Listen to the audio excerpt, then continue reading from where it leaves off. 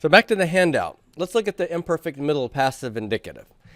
Basics here, same thing as what we said earlier. Imperfect is used for past time, continuous aspect, using Mounce's term. The stem we're using is the same, the present stem. Remember, there is no present passive stem. So whatever you learn for the present active, that's the present stem. And that's what we're using for the imperfect and the present.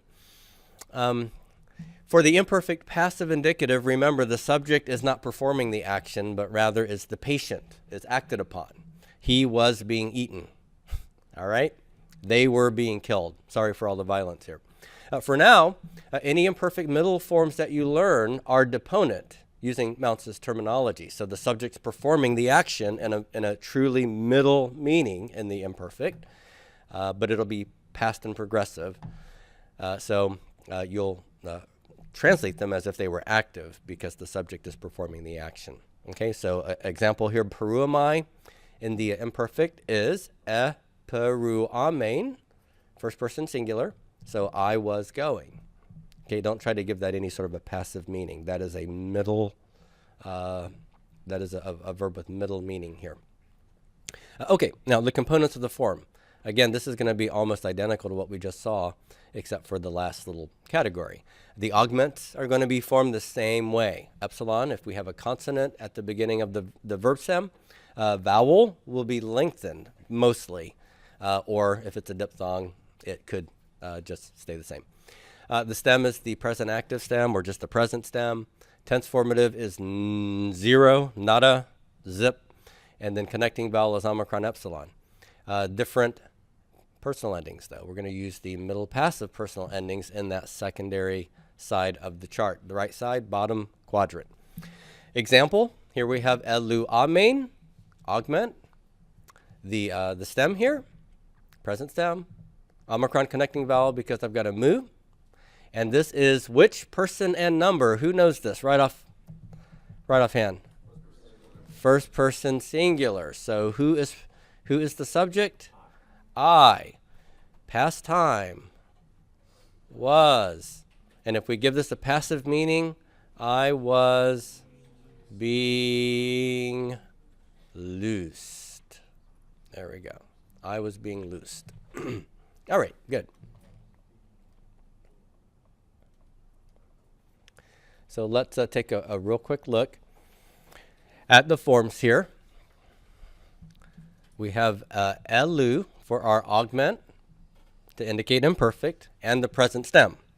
We are going to add augments to aorist stems very soon, but we're not going to be doing that here. Okay, present stem, this tells me it's imperfect if I'm using the present stem. Connecting vowels the same, and then I'm going to use main. The real endings are main sa ta, which is sort of like me si ti and my si tai. Okay, main sa ta, metha ste, and mta. You should see the similarities here. This main doesn't do anything weird with this omicron, so it's going to result in a normal verb form. So elu amen is I was being loosed. Second singular, elu. Since I'm adding sa, doesn't begin with a mu or nu, I get the epsilon. Eluasa. Can you see a problem developing here? Dr. Brookins liked to call it the smothered lover theory. The smothered lover theory. Oh. Where the two vowels start fighting over the sigma. Ah. Sigma. Well, isn't that nice? The sigma gets crushed. Ah. I like that. Wasn't my theory. The smothered lover theory. Ah, very good. Very good. You're sure he just came up with this, right? No. Yeah. That works. Okay. Whatever the case, that sigma is now intervocalic, and so it's going to drop out, and the epsilon omicron will contract. And what does that become? Upsilon, omicron upsilon, sorry, the u sound. So elu. Everybody say that with me. Elu. So this is you, singular, were being loosed, if we give it that passive meaning. And then Everything else is easy peasy, no problems. Elu eta. So the ta doesn't have to do anything weird with that. So it stays. Elu eta. He, she, it was being loosed. Elu amitha. We were being loosed. Elu este. Y'all were being loosed. Elu anta. They were being loosed. Notice that the tau is not final, so it does not fall off. You only throw in the tau when it's a final tau. Okay? So there you go. Easy as pie. So let's recite these together, everybody. Eluamein, eluu, eluata, eluamitha, elueste, and eluanta. All right. Beautiful, beautiful, beautiful.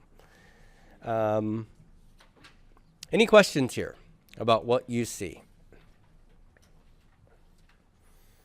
All right. Let me encourage you, please, please, please, please, please, when you're translating these imperfect forms, if the verb is an action verb, then using the was or were, then ing form of the verb, was eating, was drinking, was smoking, are fine. If the verb is a stative verb that indicates a state of mind, a state of being, an emotional state, then using the ing form will sound like funny English. I was loving, not usually is the way you want to translate that. I was believing, right? So just be careful. I think Mounce will put a lot of those in your answer key. It doesn't have to be that way. Okay. All right. Let's talk about compound verbs. So this is 21.19. 21.19. What is a compound verb?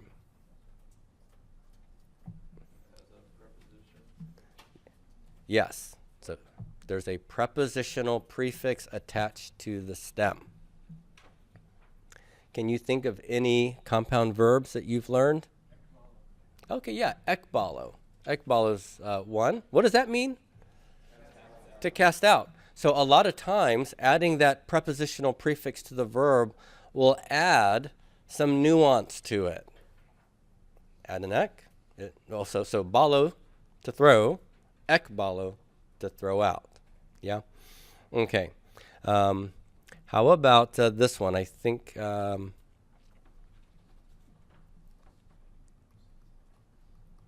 this is going to be new to us this chapter. Kata bino. Bino means to go. Kata bino adds the kata prefix, and this means down. Down. So kata bino is to go down. To go down. Now, why in the world does Mounce want to introduce the notion of compound verbs at this point in this chapter? It's because you need to know, where do you put the augment on a compound verb? Where do you want to put the augment? Do you want to put the augment over here in front of the kata? No. What did we say about augments? Augments are prefixed to the verbal stem. To the verbal stem, not to the prepositional prefix that's attached to the verbal stem.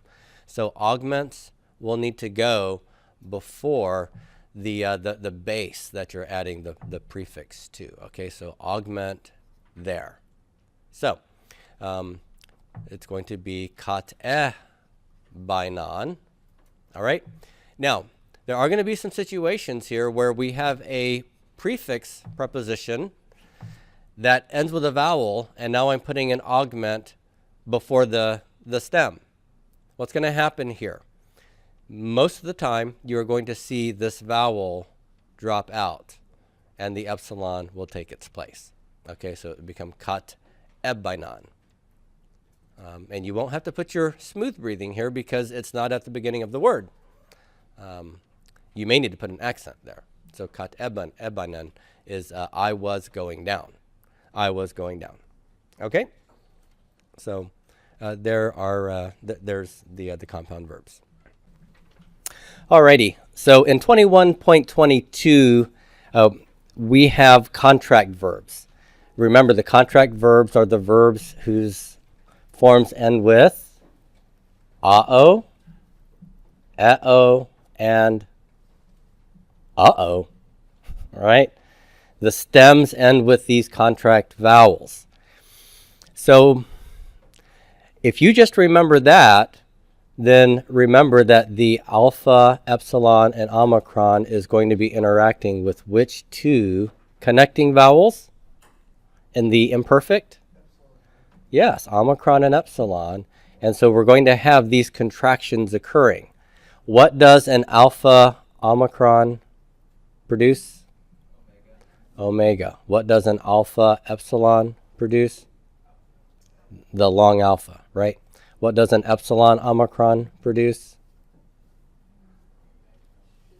Oo, that's right. Epsilon, epsilon, A, good.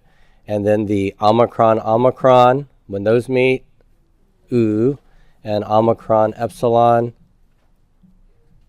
those also become oo.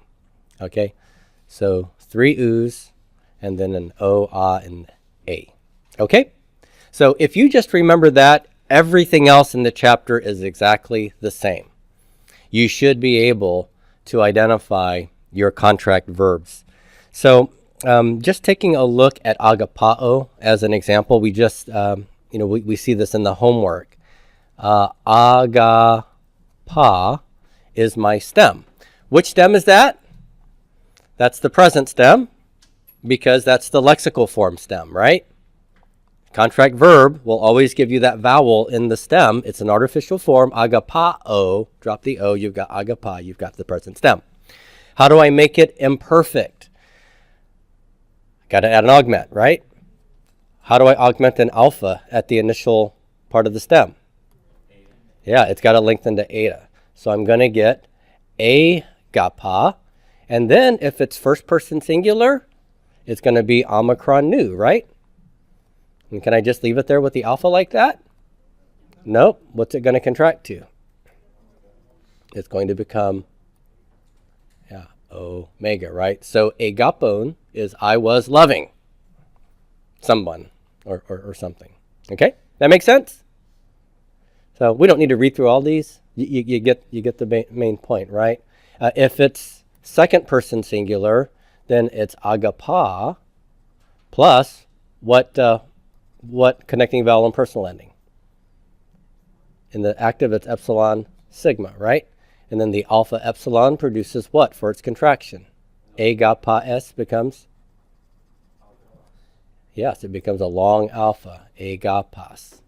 Okay?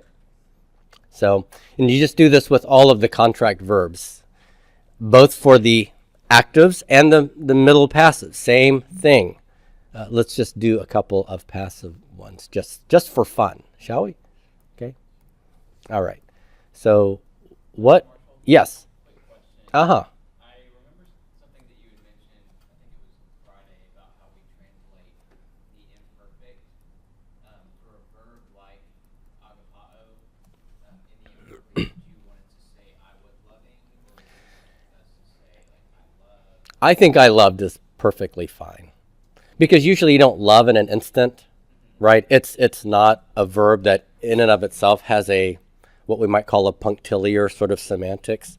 Like if I said, hey, catch this, right? You conceive of catching as a verb that happens in an instant, not something that you progressively do as a slow motion, right? Catch. So, but sing, on the other hand, is a verb that inherently is continuous. People don't sing in an instant, usually. Now, you can construe them with different aspects grammatically. So if I use the imperfect with catch, then what am I saying? He was in the middle of catching when, a train hit him, or he habitually was catching the ball, right, with his right hand instead of his left, right? So I can portray the action with that kind of habitual imperfective aspect, even though inherently the verb is usually construed as a one point in time kind of thing. And then the same thing with sing, right? Usually it's an ongoing action because you don't sing in an instant, but I could use the perfective aspect in an aorist form to view the having sung the song as like one whole action, right? He sang the national anthem. So when we're translating it, you just want us to translate it as I love. I think that's usually the best, unless there's something in the context that really is driving you to focus on some ongoing nature of the action, right? Okay, so let's look at agapao here. So with the middle passive first person plural form right here, what am I going to do to make this imperfect? Again, agapa has to change what on the front end? Got to change that alpha to eta. What do we call that again? Yeah, it's an augment, so we're lengthening. So agapa. And then my amitha is my connecting vowel plus the middle passive secondary endings here. And what's alpha omicron going to produce here for its contraction? Omega. So I get agapa becomes agapometha. Okay, so there you go. You can look at the forms. You'll see that all of these are fairly predictable once you know the contractions. Okay, so we won't go through all of them. The last thing in the chapter is 21.23. And this is the imperfect of a verb you've come to know and love, me. All right? So look at the forms, and let's say these together. Repeat after me. Amain, ace, ain, amen, or ametha, ata, ason. All right, so these are imperfects of me. Now, why do you think that the translation is not I was being, you were being, he, she, it was being? Exactly, because the verb to be is not an action that happens at an instant either, right? It's one that indicates a state of existence, as it were. So yeah, so in the imperfect, just translate these with what we would call in English simple past, just with the understanding that to say he was means that he was wherever or in a state over some time, right? He was in Africa. Now, can you recognize most of these endings for what they are in terms of person and number? Yeah, you see that main there is a secondary middle passive ending, isn't it? For the first singular, the main sata. But notice that the singular, second singular and third singular just have the sigma and the nu. Okay. Men and metha. That's the secondary active versus the secondary middle passive for we. Te is the secondary active, second person plural, y'all. And then san is secondary active for third person plural. It's an alternate third person plural ending that you will learn as we get to the aorist forms. So this form, these forms of the imperfect sort of bounce in between being middle and active. And so this is why he tells you, you really should memorize this. The imperfects of me are fairly common in the Greek Bible, New Testament, and in the Septuagint. And you want to make sure that you can recognize them in an instant. So write these over and over again, say them out loud over and over again, and you will get it. Okay?